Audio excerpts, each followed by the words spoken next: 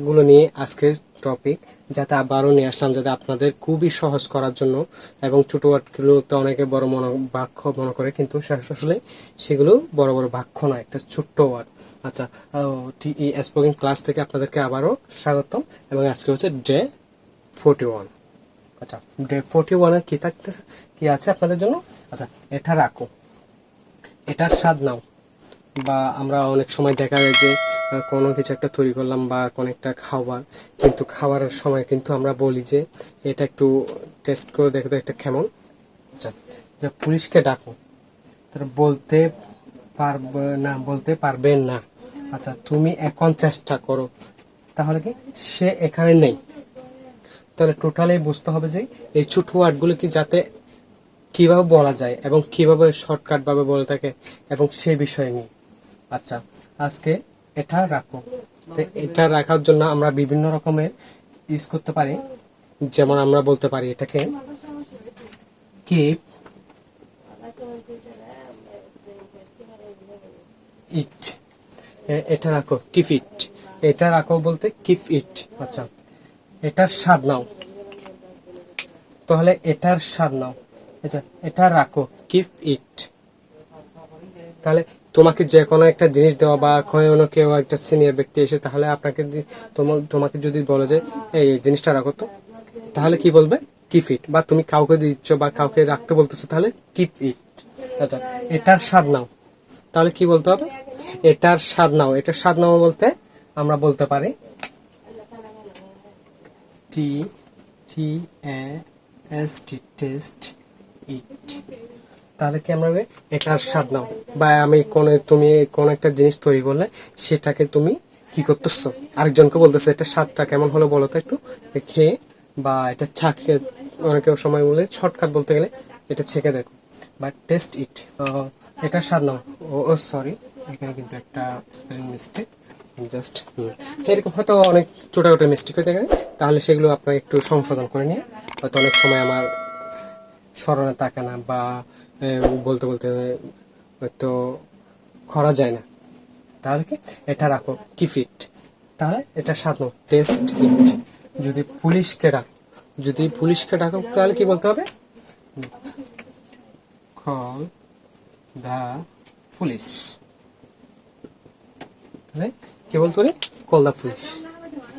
আচ্ছা, বলতে পারবে না, তাহলে বলতে পারবে না, তাহলে কি পারত্ব, কোনো কিছু পারত্ব কি আমাদের কিন্তু মডেল বার করে আসছে can't, C A N can't, A D can't সে। তাহলে কি বলতে পারবে না, কত বড় একটা ওয়ার্ড মনে হচ্ছে, কিন্তু বলতে কান্ট সে, বলতে পারবে না।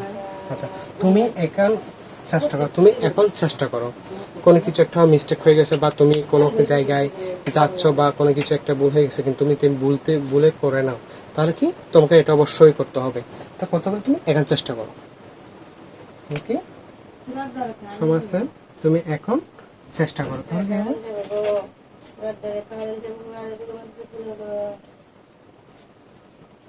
চেষ্টা করতে আমি কিভাবে বলতে পারি?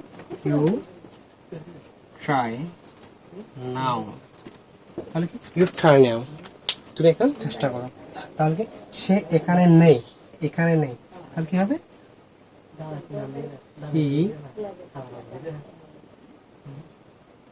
হি ইজ নট হেয়ার। হেয়ার তো এখানে। Okay, topic. আচ্ছা, তাহলে কি এটা রাখো কিপ ইট।